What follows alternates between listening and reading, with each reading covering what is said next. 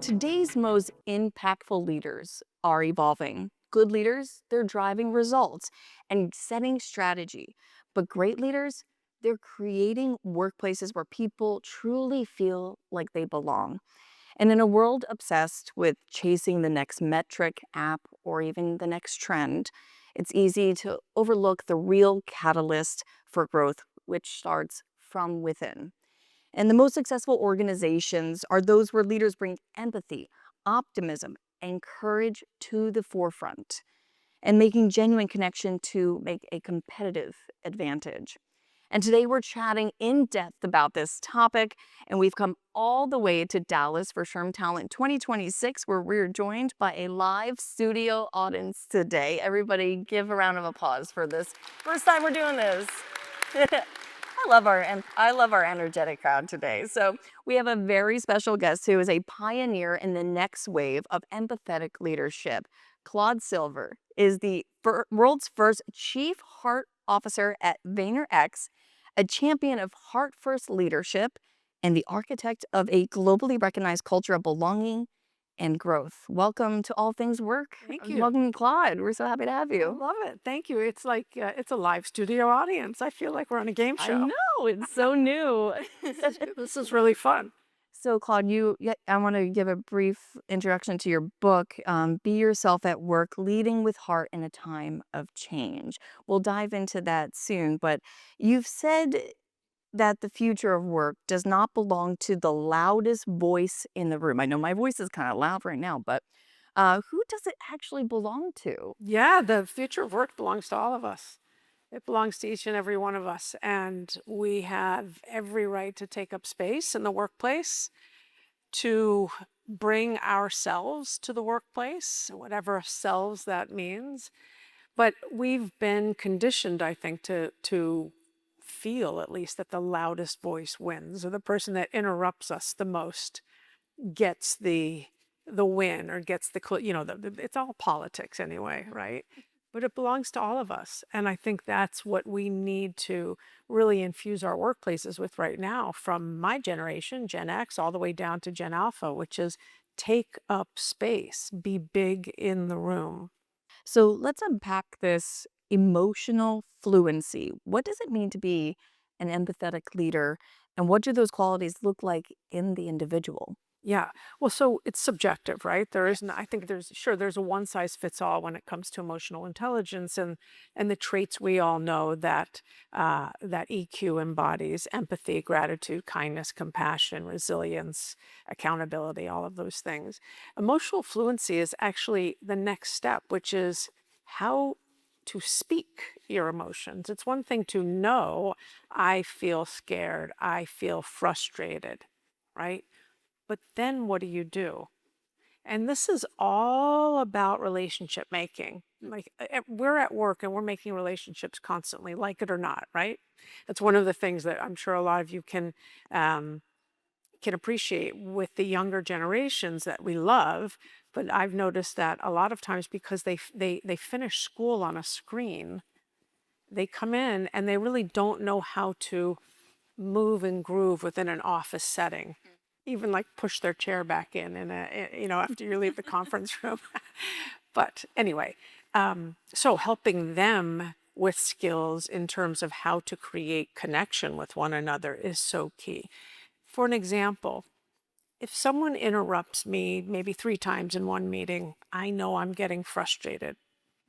What little Claude wants to do is just be like, "Are you kidding me?" Right? Or what little Claude wants to do is shrink, which I've done quite a bit of as well. I've never done the "are you?" I've shrunk, and I see people shrink all day. But what emotional fluency teaches us, and it's not difficult, is then what do I do with that feeling? And what I will do, knowing what I know now, is I'll go talk to Bob or Sally afterwards and say, "Hey, I know you had the best of intent. I'm sure you didn't realize that you interrupted me 3 times, but dot, dot, dot, dot, dot." So that's what emotional fluency is. It's really the language of emotions. And I don't know about you, I'm going to raise my hand. If anyone else is like me, I never learned how to speak my emotions. I mean, I got one Who's there here felt too. that, like they Yeah, never really hands are learned that? raised. Yeah, I quite a feel like few. Emotional fluency really for me is it's the next step after emotional intelligence. It's really what now, right? So you talked about the individual a little bit. What about the impact of empathetic leadership as a whole? Oh my Let's gosh. let's dive into that. Like maybe like Yeah. we could go forever, but let's Yeah. dive into it a little bit. Yeah, well, what's not the ROI? I get asked that question all the time. Like, what's the ROI of kindness in the workplace? What's the ROI? And it's like, okay, well, what's not the ROI? But I understand what our CFOs and people that write the checks are looking for. And we all know it's less absenteeism. It's quite frankly more happiness and joy. It's more retention, obviously, less attrition. It's more word of mouth referrals. Hopefully, it's more creativity, more innovation. But when you take all of that together, it is a more joyful or collaborative place. The culture is made in micro moments, right? That's how we make culture. It's not in the big offsite or the kegger or whatever you do, the foosball. It's in the micro moments of seeing someone in the bathroom and being like, hey, I noticed on Instagram you got a puppy, right? And it's this and that. And so helping the atmosphere, the energy to elevate, I think is all of our jobs. Meaning, listen, cynicism spreads. We already know that. Negativity, pessimism, that spreads fast. We need more optimism. And so I look at empathy and optimism as kind of kissing cousins. Empathy is, I see you. Mm. I see you. Optimism is, I believe in you. You put those two things together and you have wildfire, right? I see you. And I think about empathy in general, it doesn't have to be the workplace, as I'm not going to take on your stuff. I'm no good to you if I merge with you, right? I know where I begin and end, but I'm going to ride shotgun with you. I'm going to be your passenger. And the last thing I'll say about it is because of course we could have this conversation for 3 days straight, but empathy is a feeling, it's an emotion. The action of empathy is kindness and compassion. And we all learn that as children. And so, what I'd like to do is figure out ways to bring more of that into the workplace. And in order to do that, you can't just wave a flag. People have to want it inside. So, the work is internal, and the output is much more of an empathetic, kind, collaborative floor. And it's contagious. Massively contagious, just like sneezes are. There's a Or yawning. attention, generosity, those things are contagious. And if you think about whatever empathy looks like for you, whatever your ball is of empathy, I am sure that generosity is in that ball, right? I'm sure that accountability is in that. I am sure that the growth mindset, the yes and, is in that as well. Love that. So you've described empathy as a multiplier for speed, retention, innovation. You touched on retention a little bit, but can you break that down for us? What that looks like in a bigger picture? So again, going back to what I was just saying in terms of cynicism is loud, negativity is loud. For whatever reason, it just happens to be very loud. And that spreads across a floor very, very quickly. Sometimes it's hard to even figure out where it started. You just know it's over here someplace. The same is true for kindness, compassion, and I'll use the word empathy. Empathy is a very overused word. I'm very aware of that also, so I'm careful sometimes of how I put it out there. But empathy again is being aware. If you're on empathetic leadership on a floor, being aware of others, being aware of the space that you inhabit, being aware of when you put your dishes in the dishwasher or you leave them in the sink for someone else to do. I mean, there's all of these things that happen in a workplace, right? Being aware and mindful of who you are and how you travel through your day and how other people might travel. I don't think empathy belongs just in the HR department, by the way. I think it's for everyone, but it has to be in the water stream. It has to be in the water, not the Kool-Aid. Whatever you get out of that faucet or the water cooler, that's what we need more of right now. I believe in the workplace, especially while there are great concerns in the world, a lot of unknowns. Every HR leader knows the pressure behind a big decision. You're expected to move fast, manage risk, and choose the right strategy for your people and your business. That's why SHRM 26 matters.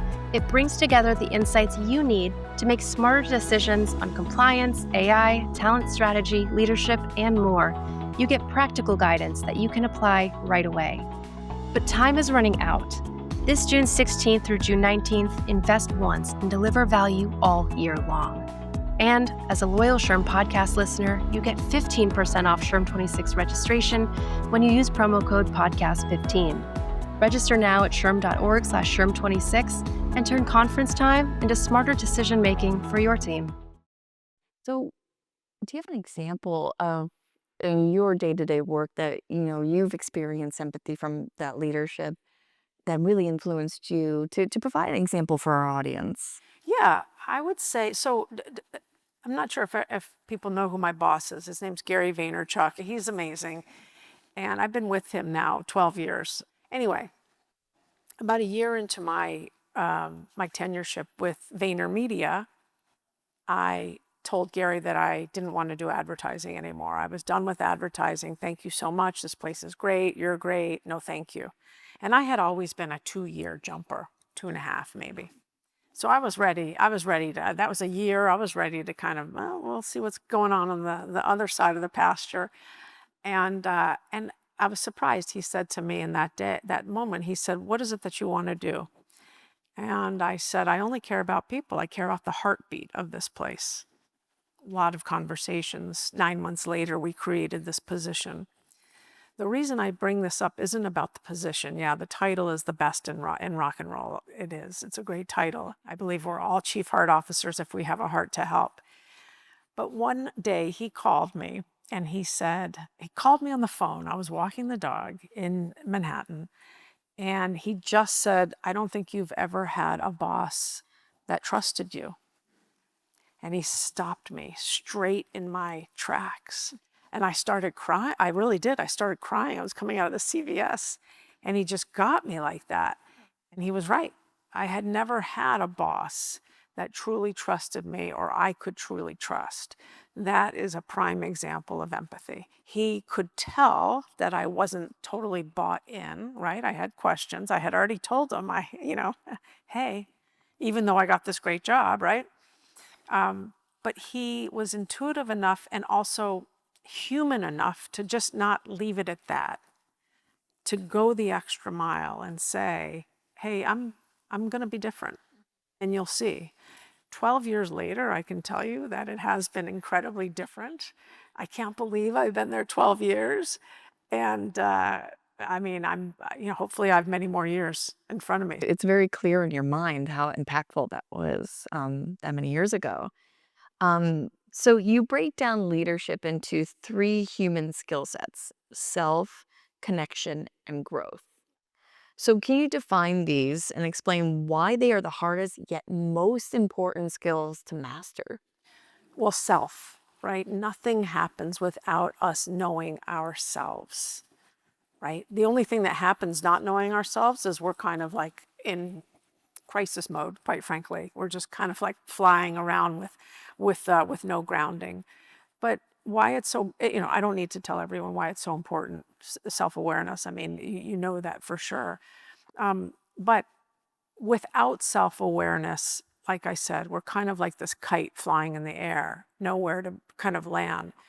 When we have self-awareness and a softness or an understanding or compassion with ourselves, rather than critical, that negative voice that wants to tell us the same thing on repeat over and over and over again, when we're able to either meet that voice in a way that's like, "Hey, voice, I'm so tired of you. You're not helping me out. I'm going to put something else in this voice. Or I'm going to put something else over here," which I talk about in the book. It's called the lie exercise. But when we are able to be understanding with ourselves, we can be understanding with others. That is an enormous superpower to have. You can be more understanding with your spouse, your husband, the people you work with, whatever it is. And that is incredible. So I start with self.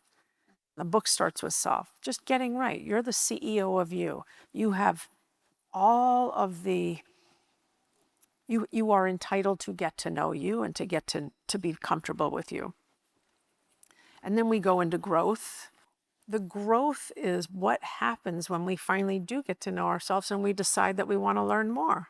You might take a class, you might learn clairvoyancy, you might get curious, you might, I mean, the people that are my age, and there are maybe two in this room, I see, it's very, very rare that we get an opportunity to create a habit for ourselves or to give ourselves a gift as an adult, right? So that's the whole part of the growth part, which is what do I want to be now that I know I'm grown up? What do I want to be now? Who do I want to be? What do I want to offer this world? How do I want to parent? All of those things. You get a second chance, right? Once you get the understanding of who you are, which you'll continue to get for the rest of your life. And then you put all of that into this minestrone soup and you build connection. And connection can be very scary for people because there's an intimacy, lowercase I, that is required in connection, which is to say, hey, how are you? I see we're in the same group. Hey, what's going on? We both have the same thing on our badge, whatever. But connection is what makes this world go round. It's the connective tissue that we all have, because that connective tissue is laced with trust, and it's laced with belonging, and it's laced with courage, and it's laced with vulnerability. And it's a very, very sturdy quilt. It's a place where we can come together one-on-one, group in group, and support one another and grow together and enjoy one another. Connection. And how about growth? And growth. Yeah, Yeah. but growth They is go hand in hand? Yeah, no, growth has to go hand in hand because growth is an elixir. Motivation's an elixir. We all want to progress in life. Regardless if we are at the top of our career, we all want to keep going somewhere, right? And so that is part of this optimism, which I call emotional optimism, to have a sense of optimism inside of you and to also be surrounded with people that see the possibility in you. That all goes into this incredible soup for growth. We need people around us that see us, especially in those moments when we're down, that can help boost us up, right? One of the things I always say is we aim to elevate people. And Lord knows we all need some elevation too sometimes. So self-growth, connection, it's all like this infinity loop. Now, you say feedback is about connection, not correction. I like that phrase because I think a lot of us kind of just don't want to hear the feedback, or they don't want to provide the feedback. It's just not a very comfortable situation to begin with, if we're being honest. So, how can individuals really shift their mindset and approach feedback to make it more effective and less intimidating overall? Yeah. So when we talk about feedback, there's giving it, there's receiving it, there's writing it, right? There's all these different things that go into feedback. And we know that when this person says, hey, can I give you some feedback? That person goes into fight, flight, flee, most likely. Or they're like, don't come close to me. You don't know me. You are not allowed in my domain, right? And that's why I'm trying to turn it from a gut punch, a criticism, I suck, because that's what you walk away thinking, to, hey, if I spend enough time with the people on my team and connect with them as humans, they know that when I'm offering my subjective feedback to them, I'm coming with them because I want them to grow and I want them to thrive and I want them to be successful. Not because I want to pick this and that apart, because who am I to pick this and that apart anyway? Feedback is so subjective unless you're doing some kind of mathematical equation, which I wouldn't be a part of anyway, because that's not, I suck at math. But quite frankly, connection. The more you connect, the more you spend time, the more you are human with others, I believe the easier it is to say, you know what, I did notice on that PowerPoint presentation, you had a lot of spelling mistakes. And I understand that because I have spelling mistakes too. next time I really want you to proofread that 3 times over, or whatever it is, right? And we also know that people are afraid that feedback is going to talk about my personality, which it should never. You could say to someone, listen, I've noticed that you're very cynical. Let's talk about that. But not like, hey, I notice you're a mean person, you know? But it goes back to, what do we want to create in this wonderful place called work where we spend so much time? And at the end of the day, you want to leave feeling like you squeezed the orange as hard as you could. I worked today. I used my brain. And I also engaged with people. Maybe I had a good time. Maybe that would be wonderful. Who's hesitated to provide feedback based on how you think the other person would perceive that? Yeah, Oh, everyone's like hand, pretty much probably. everybody's hands went up. There's a lot of people in the crowd today. Oh my So I think we're gosh. all on the same page with how we feel in that Yeah. way. So those steps that you provided Yeah. examples were really great to break it down. Thank you. I think just to go on, I mean, I have definitely withheld feedback from people, and it is the worst feeling, especially if I know I'm going to have to let them go later. And they have looked at me years past and they've been like, but what? No one told me, or you told me 6 months ago I was doing great. I mean, I have myself created and coddled people and created entitlement because I was afraid. And talk about self-awareness. That's something I really had to look at pretty closely because I had to point the thumbs at myself. I was the one that had that conversation, right? Or I was the one that coached this person, HRBP, to have the conversation. And now, they're like, what do you mean? No one told me. And you say those are the 5 habits of a heart-driven leader, right? And so which one of those habits do you think is the most challenging? And why is that? I think clarity and specifics are very difficult because most of the time when we are having these conversations, if we haven't practiced or if we don't have an agenda or a script for ourselves, we're winging it. And winging it can be a little wishy-washy when you are giving someone some kind of feedback on their performance. I, for one, wing a lot of things, and I do not wing feedback any longer. Because people are going to ask, and they're going to say, ask for examples. So they're going to question, they have every right to question something. And I want to make sure that I have it. So I think clarity and specifics are things that we really need to make sure that we're dotting our I's on and crossing our T's. I think kindness, for me, kindness is easy. Sometimes being clear is specific in those funky moments where it's like, oh God, I'd rather do anything than be in this conversation.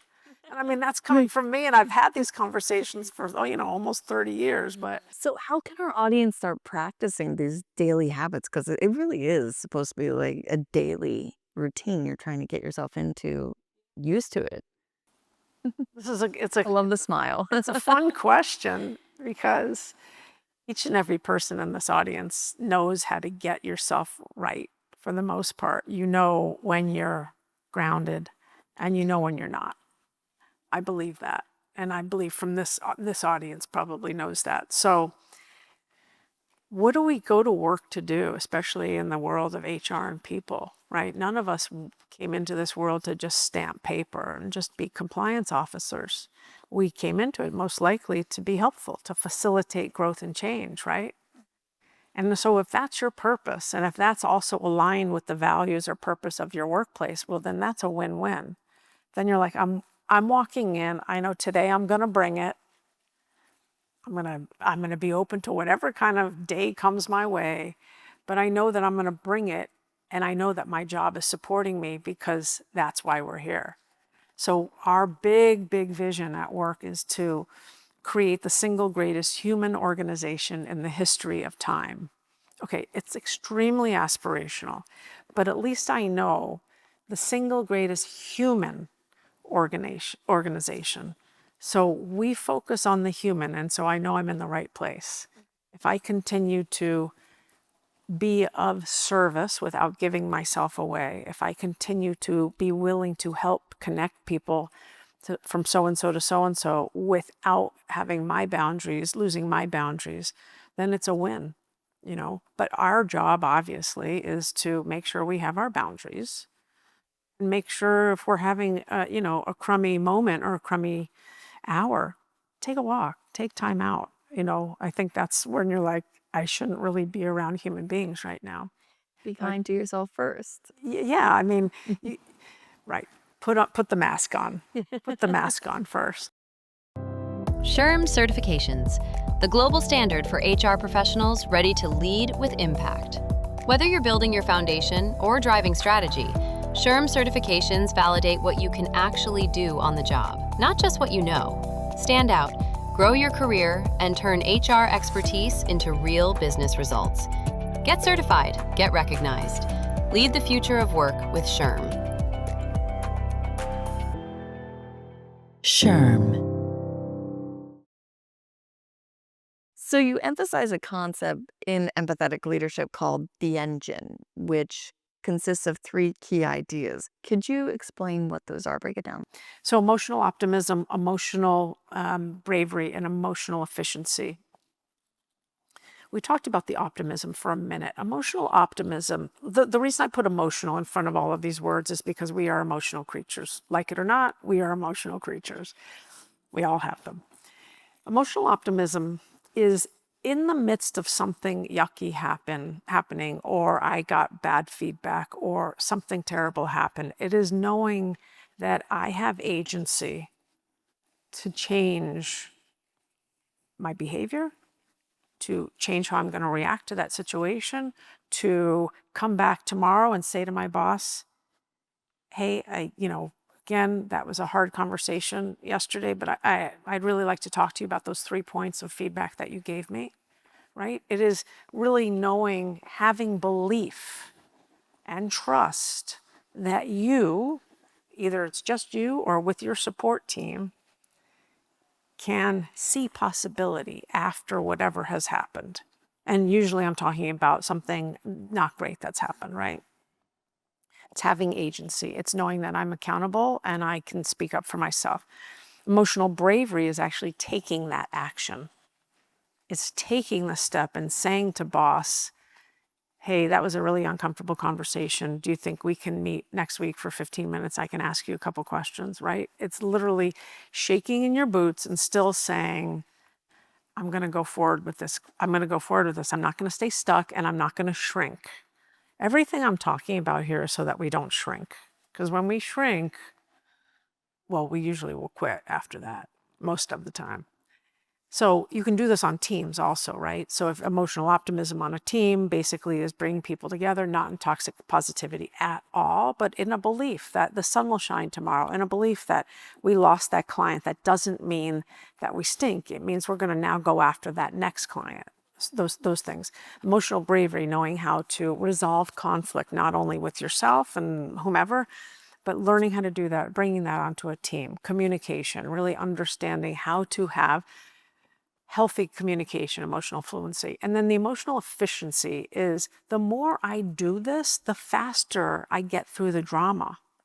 The faster as a team we get through the drama, right? We don't have to have the conversation about the conversation about the conversation. It's okay, I see the way forward somewhere over there. The lights there's a path for me there. Bravery, taking accountability, knowing I'm a big person. Speaking up for myself, taking those steps, and then efficiency, knowing that it just gets easier. So many of us can relate to this. Sometimes we may feel that pressure to get small, to fit in at work, to go with the flow. But maybe, and I think a lot of us can relate to this, we really want to show up more authentically, more like our authentic selves. We don't want to feel like we're putting up that guard, as you said.